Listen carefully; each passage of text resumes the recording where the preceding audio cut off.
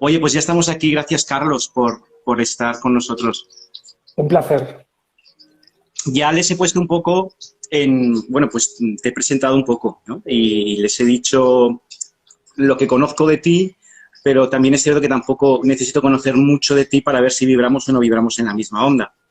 Entonces, sí que he estado en muchas de tus charlas, nos hemos encontrado en la Fundación Sirio, eh, tenemos astrológicamente cosas en común, los dos somos acuarios y nos gusta la investigación, nos gusta aprender, nos gusta la humanidad, nos gusta la libertad y bueno, y creo que pues es un momento idóneo para que podamos hablar contigo y que compartamos. Antes de que empieces, he sacado una carta, porque como esta cuarentena me está llevando mucho a investigar más en el tarot y demás. Y antes de empezar te voy a decir qué carta ha salido, ¿vale? Porque va a ser un poco la dinámica que traiga la charla y lo que en un momento determinado podemos aportar a quien nos esté escuchando. Esta es la carta. Es la carta número 20 y es el juicio. Ah, el juicio. Sí, mira, si te das cuenta, hay como una figura masculina abajo, ¿vale? Y una persona que está como saliendo de la tumba, ¿vale? Y hay como un ser alado con una trompeta, que al parecer es un ángel, que lo que hace es despertar a esa persona que está muerta, que va a resucitar, y que lo recibe es lo masculino y lo femenino. Pues cuéntanos, cuando quieras. Pues además de todas esas cosas que tú has dicho, que nos gustan a los dos, la libertad, la humanidad, la vida, todo esto, a mí también me gusta mucho que la gente se empodere. A mí nunca me ha gustado que me digan lo que tengo que hacer. Nunca me ha gustado que hablen por mí. Nunca me ha gustado que piensen por mí. Nunca me ha gustado que decidan por mí. Y me doy cuenta de que ya desde hace mucho tiempo, no sé cuánto, y creo que cada vez más, y merced a la sofisticación del mundo en el que vivimos, cada vez se trata más a las personas, a los seres humanos, como niños pequeños, como niños huérfanos, como niños que necesitan de un estado paternalista o patriarcal que nos rescate de nuestros pozos más profundos, que nos aleje de todo mal, que nos proteja de todo aquello que nos puede hacer daño, según ellos, y que además, por si fuera poco, en este acto de generosidad inconmensurable, de bondad infinita, nos traigan mágicamente la solución. Y además parece como que en todo este juego solamente vale la versión de este estado y solamente vale la solución de este estado. Hasta un punto en el que cualquier intento de llevar la contraria o de oponerse o de poner en tela de juicio lo que emana del Estado, ya en el momento presente que estamos viviendo, está bajo la mirada atenta de servicios de inteligencia, de cuerpos y fuerzas de seguridad del Estado y de empresas privadas que son pagadas con el dinero de todos los contribuyentes para que nos censuren, para que dos empresas en España, que son Neutral y Maldita, decidan qué es lo correcto y qué no lo es. Eso sin contar la censura de YouTube y la censura que está en todas las redes sociales. Y a pesar de todo esto, todavía hay gente que no se da cuenta de que aquí hay algo que no huele muy bien. Y siguen muchas de estas personas en su rol de niño pequeño, de niño que recibe de forma pasiva la información y los mandatos por imperativo legal que tiene que acatar y que no debe desobedecer porque será castigado, y que si por contra se porta bien, tendrá como recompensa unas pequeñas cotas de libertad que, comparativamente con la casi nula libertad que hemos tenido hasta ahora, pues es como encontrar un oasis en medio del desierto. Entonces, cuando uno se para a pensar en todo esto y ve que hay como todavía una mayoría de la humanidad acompasando el miedo, por no decir el terror, y las directrices que marca el Estado mundial, pues dice, bueno, ¿qué necesitamos para despertar? ¿Qué necesitamos para, como mínimo, sospechar que algo parece que no encaja, que no es normal? Porque si yo me siento amenazado por un virus y creo que puede hacer daño a una gran parte de la humanidad, yo desde mi perspectiva abriría los brazos a todo ser humano, a toda organización, a toda institución que dijera que puede aportar algo, y con cámaras delante nos reuniríamos quienes quisieran en mesas redondas, en asambleas, para decidir. Porque si hay que decidir, yo me pregunto, si hay que decidir sobre el futuro de la humanidad a corto y medio plazo, sobre un tema tan grave como el que estamos viviendo, ¿cómo es que el ciudadano de a pie ha quedado totalmente anulado? En un secuestro ilegal, tal como es el estado de excepción que estamos viviendo de facto, disfrazado de estado de alarma. No lo digo yo, lo dicen incluso juristas de los tribunales más importantes de España.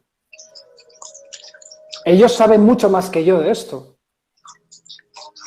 Y lo han denunciado colectivos de abogados, juristas, el Tribunal Superior de Justicia de Aragón, y no pasa nada. Todavía no pasa nada. Dices todavía no pasa nada. Y cuando estabas hablando me han venido como dos cosas, ¿no? Una es el concepto, que es un concepto muy arraigado, ¿no? A nivel, en algunas familias, ¿no? Como es el concepto de madre castradora, que te ofrece la zona de confort siempre y cuando cubras sus necesidades y no te salgas de su redil. Ella siempre te alimentará siempre y cuando no te salgas de su redil. Y luego, lo que también observo como individuo es que hay como miedo a cortar el cordón umbilical. Así es.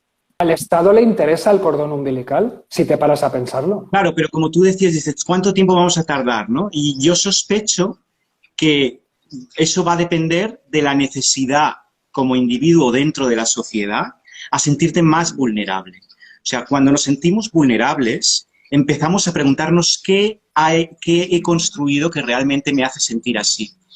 Entonces, igual esas personas que todavía no se han permitido mirar un poco más allá, tal vez todavía tienen que ir un poco más para adentro y salirse de esa zona de confort en donde pues todos hemos construido una realidad que nos hemos dado cuenta de que se cae, de que ya no tiene consistencia, ¿no?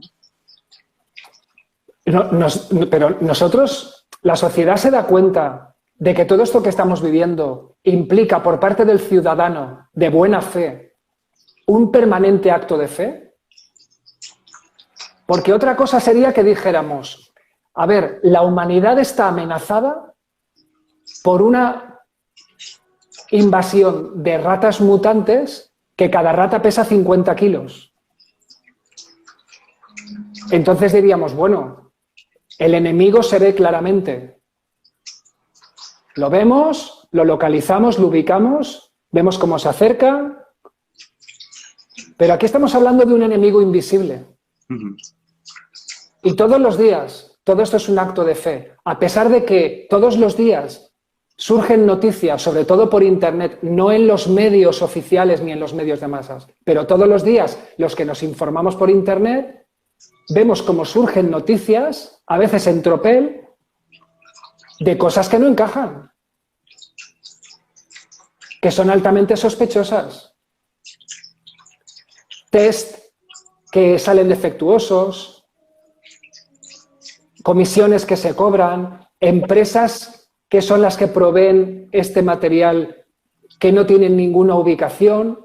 Y te hablo de información que cualquier ciudadano puede ver en el boletín oficial del Estado. Ojo al dato, ¿eh? Empresas que no se pueden localizar y que suministran material sanitario. Por ejemplo, ese es uno de tantos despropósitos. Pero claro, como esto no sale en la tele, desde luego te voy a decir una cosa. La persona que esté la mayor parte del tiempo informándose por televisión, es imposible que salga del estado de terror. Es imposible que pueda estar empoderada. Es imposible que pueda su sistema inmunitario estar fuerte. ¿Cómo? O sea, ¿cómo puede uno estar bien bajo un estado permanente de terror y de alerta? Y de alerta. El cuerpo humano, incluso en un entorno muy hostil, como puede ser una selva, los indígenas que viven en mitad de la selva no están permanentemente en un estado de alerta. Eso es insoportable. Claro, porque no están educados en un estado de alerta. Afortunadamente. Porque un poco me viene a la cabeza que realmente estamos asistiendo a algo que la humanidad no había vivido hasta el momento, pero esto ya ha ocurrido incluso en nuestra generación y en otras generaciones, ¿no? Otras pandemias en donde para nada ha estado claro dónde aparecen, o incluso pues podemos hablar de algo que ya se consolidó de alguna forma y se le dio una solución, como fue el caso del VIH-Sida, ¿no? En donde también hay un montón de voces que hablan de que realmente aquí hay algo que no está claro. ¿Qué crees tú de este adoctrinamiento con respecto a algo que está ocurriendo ahora a nivel global? Esto no es la primera vez que pasa, desde luego. Pero nunca había pasado con estas proporciones y con esta magnitud. Aquí hay cosas que todavía no están claras, incluso para los que pasamos muchas horas al día investigando. Hay otras cosas que sí que están claras y que yo ahora mismo no voy a poder decir en un medio como este por precaución, sobre todo por mí. Pero sí que hay otras cosas que están claras y que son públicas y notorias. Sí que están claros los planes de las élites globalistas que llevan décadas reuniéndose secretamente, por ejemplo, en foros como el Grupo Bilderberg, anualmente, por ejemplo, o en la Comisión Trilateral o en el Club de Roma. Hay varios foros secretos, entre comillas, pero que han trascendido a la opinión pública. Y en esos foros, de las personas más poderosas del mundo, las que verdaderamente gobiernan, en esos foros hay un tema recurrente desde hace décadas, y es la gran preocupación por el exceso de población en el mundo. Y sobre todo, aquellos individuos que constituyen, a los ojos de muchos de estos individuos, una carga para el Estado. Empezando por los ancianos. Esas personas a las que les debemos todo. El estar aquí vivos, el que nos hayan dado de comer, el que nos hayan dado de vestir, Porque los ancianos son los padres de nuestros padres, o incluso son nuestros propios padres. Y una élite de ancianos consideran que los ancianos sobran. Y este es un tema recurrente. Sí, hay como muchas contrariedades, ¿no? Porque, por ejemplo, el señor Bill Gates no vacuna a sus hijos. Estos mismos ancianos que quieren cargarse a la mitad de ancianos, ellos son ancianos. Entonces, correcto, es como, hay algo ahí que no está integrado para nada. Hombre, encaja perfectamente cuando uno es capaz de salirse de su propia perspectiva de ser humano de bien y meterse en la mente de un psicópata. ¿No? Si nosotros pretendiéramos como ser un actor y hacer un papel de psicópata o escribir una novela y meternos en la piel del psicópata, tendríamos que pensar como un psicópata. Y desde la perspectiva de un psicópata esto tiene mucho sentido. Desde una cierta perspectiva todo lo que está ocurriendo tiene mucho sentido. No hay nada dejado al azar. Y un psicópata tiene un rasgo característico que es un denominador común en la inmensa mayoría de los psicópatas o sociópatas, y es la falta de empatía. La falta total de empatía. ¿Con quién? Con sus semejantes, los seres humanos. La falta total de empatía. Individuos que son capaces de tomar decisiones, como George Soros, que hace unos años hizo quebrar por una operación de $1.000 millones al Banco de Inglaterra, y luego en su círculo de amigos se reía de ello, se jactaba de ello. Decía, el negocio es el negocio. Y cuando en una conferencia que dio en Argentina también hace algunos años, una de las madres de la Plaza de Mayo le increpó por su relación con algunos de los crímenes de la dictadura de Argentina, se echó a reír. Esto es un psicópata. Un psicópata es una persona que es capaz de hacer un tremendo daño y que su pulso no sube de 70. Es una patología que viene de la infancia, en la mayoría de los casos. Es fundamental para que un ser humano tenga visos de evolucionar como una persona mínimamente equilibrada y mínimamente bondadosa, el papel que desempeñan un padre y una madre amorosos es fundamental. Si tu padre, por ejemplo, supongamos, es millonario y tus padres te dejan al cuidado de una nani, de una niñera, y nunca te dan un abrazo, nunca te dan un beso, nunca te dicen precioso mi amor, nunca te aprietan fuerte contra su pecho, y por contra, sistemáticamente te están exigiendo que tienes que ser el mejor, que tienes que luchar, que tienes que ser el número 1, y menos de 10 no es suficiente, tienes muchas posibilidades de convertirte en una persona muy desequilibrada. Muchas. Por supuesto que detrás de estos individuos hay seres humanos con una infancia que prefiero ni imaginar cómo habrá sido. O sea, seguramente, en cierto modo, algunos de ellos entre algodones, otros me consta que empezaron de la nada, no todos son ricos de rancio abolengo, pero como quiera que sea, con los manuales de psicología en la mano, cuesta mucho de imaginar que un niño que ha sido criado con amor por parte de su padre y por parte de su madre pueda convertirse en un psicópata. De hecho, ¿qué hacían los nazis en esos espacios que ellos tenían expresamente dedicados como paritorios para traer al mundo a las nuevas generaciones de nacionalsocialistas, de nazis? Es decir, ¿qué era lo que ellos hacían con los niños? Lo primero que hacían era separarlos de su madre y de su padre. No les daban nada de cariño, nunca jamás eran afectuosos con ellos, no había nada de corporeidad con ellos, y lo que había era una disciplina marcial para con ellos. El resultado es, pues, un individuo lleno de rabia, lleno de frustración, lleno de odio, que tú le das un fusil y estará encantado de matar. De alguna forma lo que comentas también es lo que el mismo sistema en este momento está ofreciendo como forma de crianza.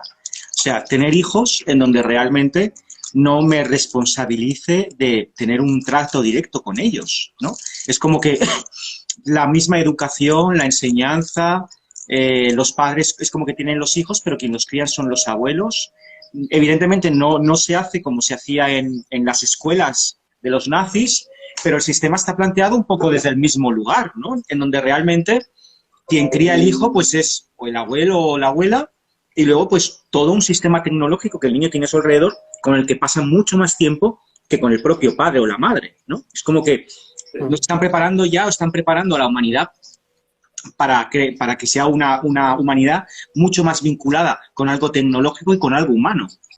Así es, así es. Y bueno, eso se puede ver, bueno, ya lo estamos viendo, ahora mismo con todo lo que está pasando, que lo que parecería, según todos los manuales de medicina, según todos los manuales de psicología, sobre todo la Gestalt, lo que parecería que es lo que hay que hacer, es lo que no se debe hacer, lo que está prohibido, lo que está censurado.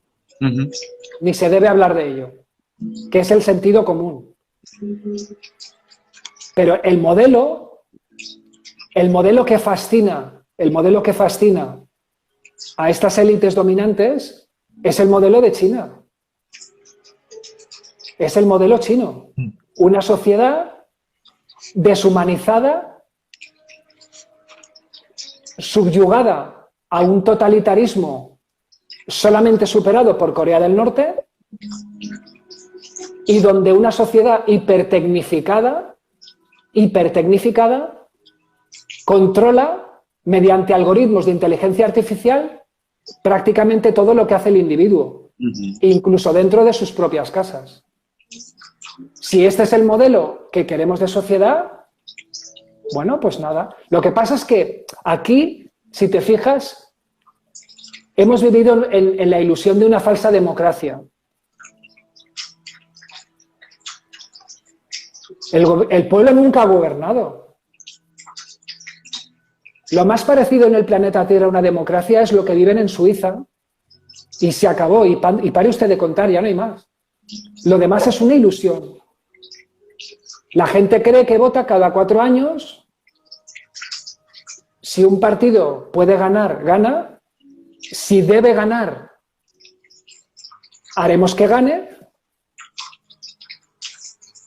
Y al final, lo que ocurre es que vivimos en una oligarquía donde gobiernan unos pocos, y todas las decisiones trascendentales que afectan a la vida del ser humano a lo largo de una legislatura de 4 años no son consensuadas a través de estructuras asamblearias con el pueblo.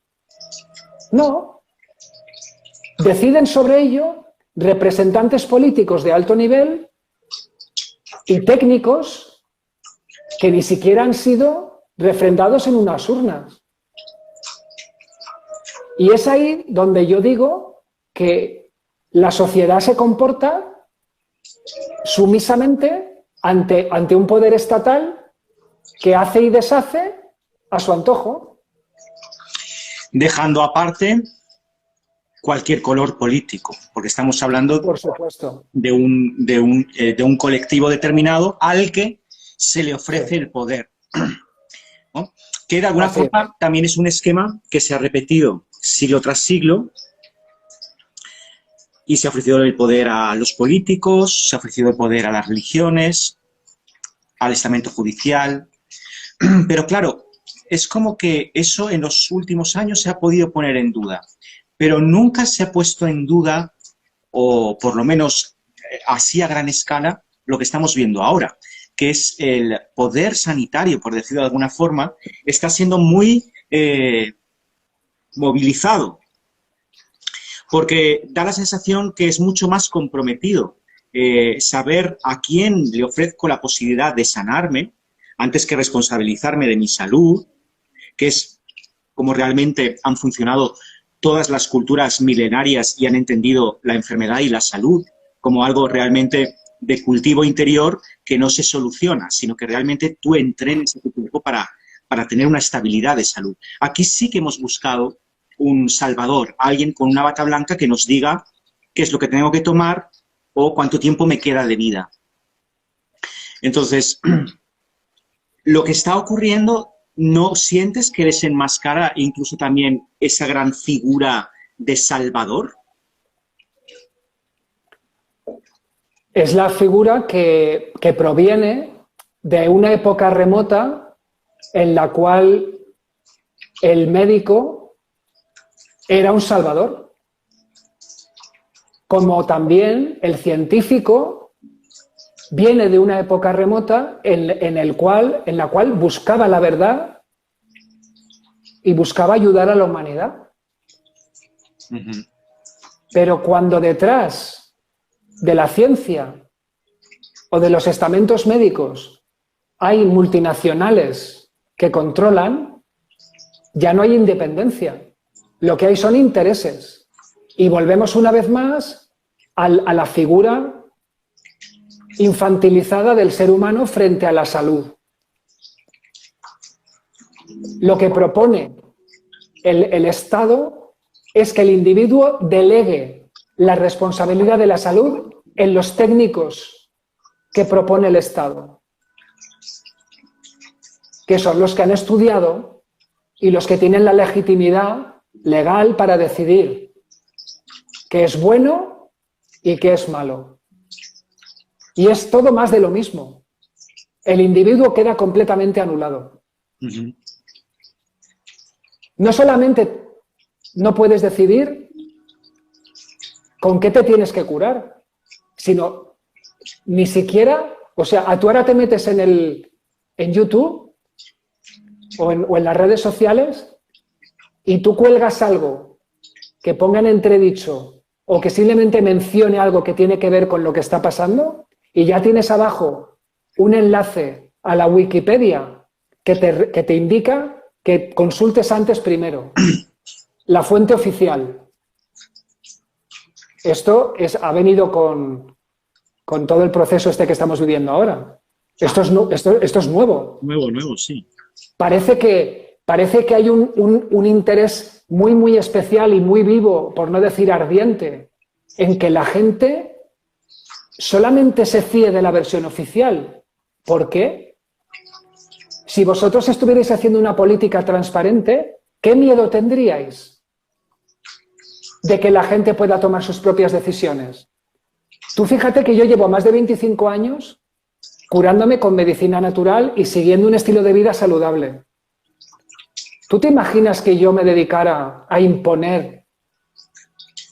No sé, es como si yo ahora voy a tu casa, imagínate que tú me invitas un fin de semana a tu casa y yo veo que, yo qué sé, pues que encima del banco de la cocina tienes una botella de Coca-Cola o que fumas porros y yo voy a tu casa con lo bien que te caigo ahora, voy a tu casa y te digo, oye, José, tío, ¿tú no te da vergüenza tomar Coca-Cola y fumar? ¿Pero es que tú no sabes que es malo? Deberías dejar de tomar esas cosas, porque puedes morirte. Eso ya sería de traca, ¿verdad? Totalmente.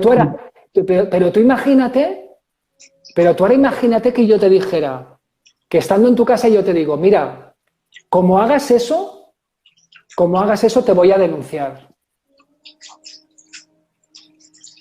Dirías, ¿pero esto qué sentido tiene? Bueno, podría entenderlo si eres un psicópata. Claro, exacto. Efectivamente. Efectivamente. Pero fuera de eso dices, esto es absurdo, es ridículo, ¿no? Pues es un poco lo que está pasando.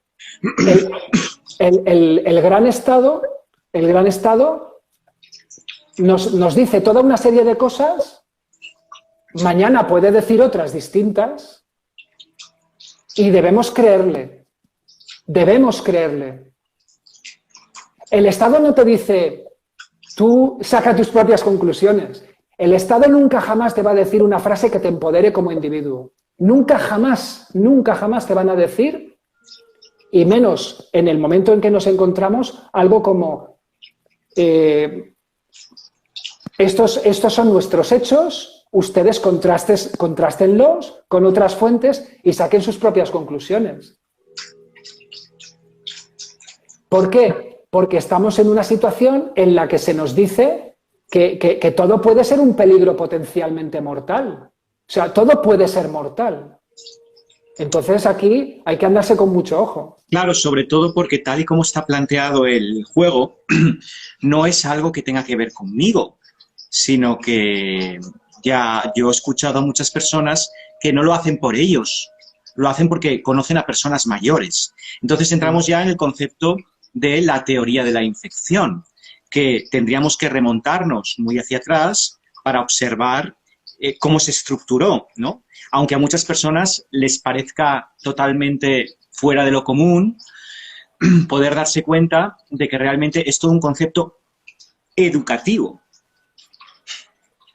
Mira, ¿yo sabes lo que le diría a la gente que nos esté viendo ahora?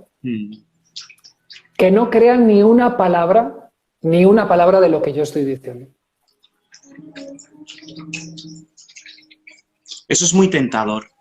Porque cuando te dicen no hagas eso, tú investigas.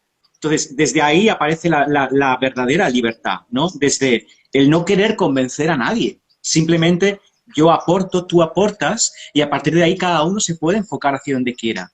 Evidentemente, si estás enfocado en el miedo, vas a continuar en tu zona de confort. Si quieres salirte de la zona de confort, vas a tener que mirar más allá. Y mirar más allá es mirar más adentro. Y ahí viene el quid de la cuestión. Estamos hablando de un paradigma externo que tiene que ver conmigo como individuo. Todo aquello que yo veo fuera, evidentemente, está en mí. Ahora, ¿quiero liberarme de todo eso que estoy viendo? Pues yo creo que no hay más. O sea, en el sentido de que la transformación, porque ahí sí que estamos de acuerdo, es algo que nos va a llevar a todos. O sea, es un concepto de unidad, de sociedad unida, como la unidad, pero desde el individuo. Y como tal, pues fíjate un poco como decía la carta, ¿no? Hasta que lo masculino y lo femenino no se encuentran, no puede aparecer el resucitado. Y eso supone equilibrar una parte en nosotros mismos, ¿no? Pues de ahí viene lo que te decía hace un rato de la figura del padre que representa la polaridad yang o masculina y la figura de la madre que representa la polaridad yin o femenina.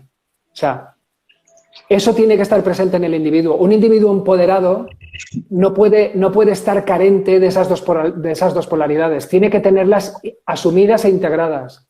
Y tiene que haberse reconciliado con ellas. Ojo al dato, esto es fundamental.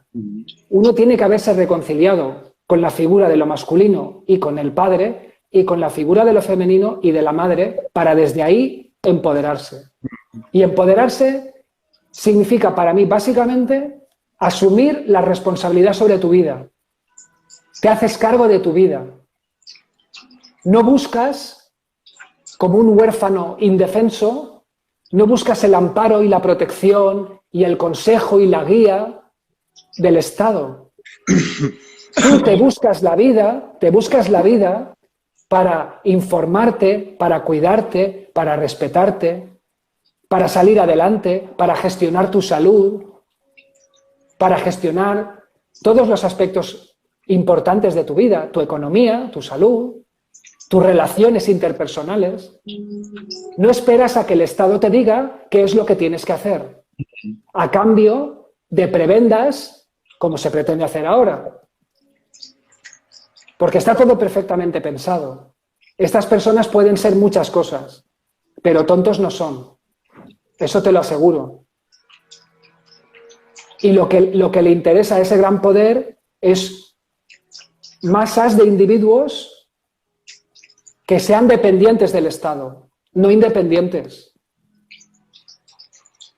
Y esto viene de muy atrás. Recordemos cómo gobiernos anteriores a este, en España, cómo penalizaron el autoconsumo de energía fotovoltaica. Uno de los impuestos, si no el más infame de la historia de la humanidad. Aquí vamos de infamia en infamia y tiro porque toca. Sí, es como que llegará un momento en que te cobrarán el aire que respiras, ¿no? Hombre, claro, por supuesto. Mira, yo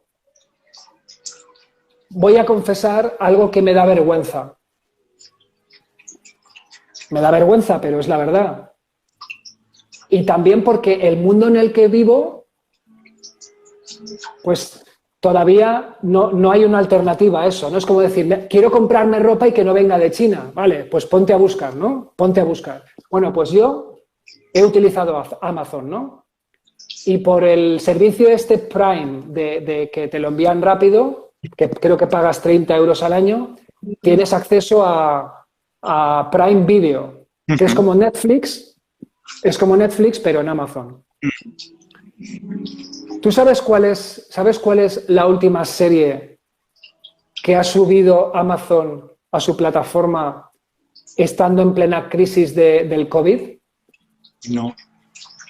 Pues una serie que se llama Upload, ¿no? Upload es el término que utilizan en inglés para cuando tú subes contenido a la red, a Internet, ¿no? Cuando tú subes a Internet, eso es upload. Bueno, pues esta serie es una distopía en la que podemos ver, curiosamente, muchas de las cosas que ya están ocurriendo. En el primer capítulo ya te ves a la chica, a la protagonista de la serie, en un vagón de metro en una ciudad de Estados Unidos, ya con gente con mascarilla. Si dijeras, la serie se desarrolla en Tokio, cuadraría, porque ellos llevan muchos años haciéndolo, pero no, es en Estados Unidos. Y se supone que en ese momento, que es el año 2033, atento al número 33, para quien quiera entender o pueda entender que tome nota, en el año 2033, en un metropolitano de una gran ciudad de Estados Unidos, la gente con mascarilla. Ya te lo meten ahí. Es una serie medio de ciencia ficción, medio de comedia. Tiene unos tintes de comedia. No es propiamente una comedia, pero tiene muchos tintes de comedia. Y entonces, esta gente utilizan una estrategia muy antigua de adoctrinar y preparar la mente de las personas sobre hechos muy desagradables que pueden ocurrir, dándole un toque de humor. Sí, con humor todo está mejor, ¿no? Exactamente. O sea, tú ves algo, tú ves una serie que si no tuviera ese toque de humor sería una serie gris, oscura, desagradable, pero le ponen un toque de humor, te enganchas, la ves y ya tu mente inconsciente acepta muchas de las cosas que, como tú bien dices, ya te han metido con el humor. Qué curioso, ¿no? En plena pandemia suben la última serie de Amazon, Upload, sobre una sociedad distópica. Pues bueno, si la gente quiere ver la serie y ver si ese es el mundo en el que quieren vivir, porque el modelo es ese. El modelo es ese. Una sociedad, en este caso, que tienen terror a la muerte. ¿Y qué es lo que hacen con las personas cuando van a morir? Pues mientras están vivos todavía, lo que tienen en sus cerebros, lo suben a un servidor, lo digitalizan y te previo pago, y te llevan a un mundo digital, virtual, que dependiendo de lo que tú pagas, pues es así de bonito y tienes así de privilegios o no. ¿Qué te parece?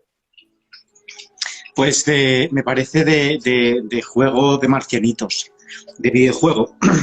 Hombre, lo que yo te puedo decir es que yo, con 14 años, con 14 años, me leí 1984. Y en aquel momento, que a mí me fascinaba la ciencia ficción y todo esto, ya fue una novela que me causó una gran inquietud. Me pareció desagradable, ¿no? Porque Orwell describe tan magistralmente ese mundo gris, totalitario, lo hace tan bien que te metes ahí y dices, qué asco, ¿no? Pero fíjate que en mi mente de adolescente, cuando yo terminé la novela, respiré aliviado y pensé, yo nunca viviré algo así. Es solo una novela magistral. Pues bueno, ¿cuánto me equivoqué, José? ¿Cuánto me equivoqué? Pero por otro lado, ¿no sientes que es un privilegio vivir esto? Bueno, me alegra que me hagas esa pregunta. Sí, porque mira, a ver, nos quedarán como 10 minutos de tiempo y estaría bien observar la luz, como hablamos, ¿no? O sea, nos estamos dando cuenta, hay veces que la sangre hierve, una porque es primavera y otra por toda la información a la que hemos accedido y nuestro espíritu nos lleva a acceder, pero como hablábamos, estamos de acuerdo que esto va a ser un cambio de dimensión. Y somos privilegiados tal vez por vivir este momento, ¿no? Por trascenderlo y por darle luz, ¿no? Como en toda esta oscuridad aparece el concepto de Lucifer, ¿no? Del ángel caído, que es el demonio, pero Lucifer es el que trae la luz. En este proceso de ir hacia adentro, de estar enclaustrados, de estar limitados, cada uno puede encontrar su luz o dejarse llevar por los demonios.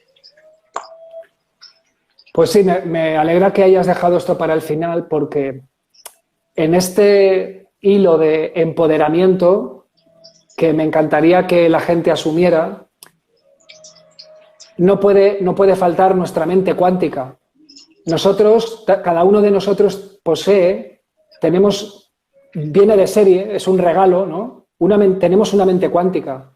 Esa mente cuántica individual está conectada mediante un campo unificado a la mente cuántica de nuestros semejantes, a la mente cuántica del planeta y a la mente cuántica cósmica universal.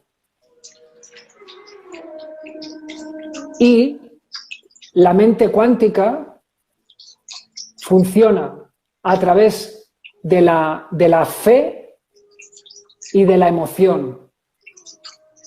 Es decir, aparte de lo que cada uno quiera o pretenda hacer en este momento tan desafiante que estamos viviendo, yo insisto, le recomendaría a todo el mundo que se informara, pero no por internet, de lo que está pasando verdaderamente, que es gravísimo, ¿vale? Lo voy a dejar ahí. Aparte de eso, con nuestra mente cuántica creamos la realidad. Creamos lo que creemos. Y ahí cada ser humano tiene un poder tremendo de conectar con la imaginación ilimitada de un niño y con el corazón, que es donde tenemos aquí nuestra chispa divina, y llevar nuestra imaginación, nuestra atención y nuestro corazón,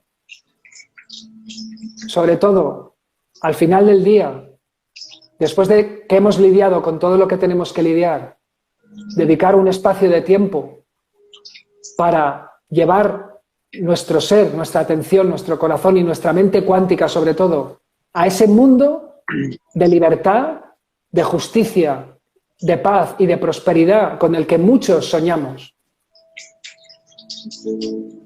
Y vivir y sentir ese mundo como si ya estuviera aquí formando parte de nuestra realidad cotidiana. Sería como ese es el gran trabajo. Sería como recordar el futuro. O recrear el futuro. O crearlo. O crearlo. Pues sí, así es. Entonces, llegamos a esa conclusión, que lo que vamos a vivir va a ser algo como humanidad extraordinario, pero el proceso va a suponer ver muchas cosas que no estábamos dispuestos a ver, tal vez, y trascender el sufrimiento que se pueda generar. Está escrito en las grandes profecías de la historia. Muchos desde hace tiempo lo sentimos en nuestro corazón. Y luego yo, como otras muchas personas, tenemos muchas razones para saber que esto, tan oscuro y tan desagradable, va a terminar. Esto es el principio del fin y es el principio de una nueva era. Esto es como un parto en el cual sabemos que va a venir un niño precioso, fuerte y sano. Pero va a haber un momento de dolor, previo, que es el propio parto de ese niño. Sin epidural. Sin epidural, por supuesto, para que seamos plenamente conscientes. Ahí está. Porque si realmente no atravesamos el dolor, no lo podemos integrar. Entonces podemos atravesar el dolor. Tal vez sufrir tenga que ver más con un aprendizaje del ego a no entrar ahí. Pero el dolor es inevitable. Estamos viviendo pues cómo el sistema se cae, cómo la torre se derrumba. Y eso está provocando mucho dolor, está provocando mucho sufrimiento por la imposibilidad que tiene la gente de acompañar a sus enfermos, los problemas económicos, los negocios que en un momento determinado no van a poder seguir adelante. Pero ante todo esto hay que enfocarse en que estamos renaciendo y hay algo que inevitablemente nunca se nos va a poder quitar, ¿no? Que es cómo vivo yo el presente, cómo respiro instante a instante y cómo agradezco el estar vivo. Porque desde ese lugar, el futuro que no existe se va creando desde una realidad presente y auténtica, no tiene nada que ver con mi imaginación. Entonces, pues ahí vamos, Carlos. Yo la verdad es que, no sé, si quieres aportar alguna cosita más, estoy súper agradecido de la charla que hemos podido tener, de encontrarnos en una misma vibración, porque entiendo que todo es vibración y las palabras, al fin y al cabo, lo que intentan es sonorizar lo que la vibración a nivel interno está diciendo. Y llegará un momento en que las palabras dejarán de tener sentido, porque habrá una vibración que nos unificará a todos. Nuestra gran madre, la Tierra, está en un proceso de evolución acelerada en este preciso instante, de subida de vibración muy rápidamente. Ese es el principio de la nueva era que está ya solapándose con el viejo mundo. Y esto es un proceso imparable, imparable. En ese nuevo mundo, toda esta oscuridad, toda esta falta de libertad, toda esta falta de verdad, toda la malignidad, no va a tener cabida.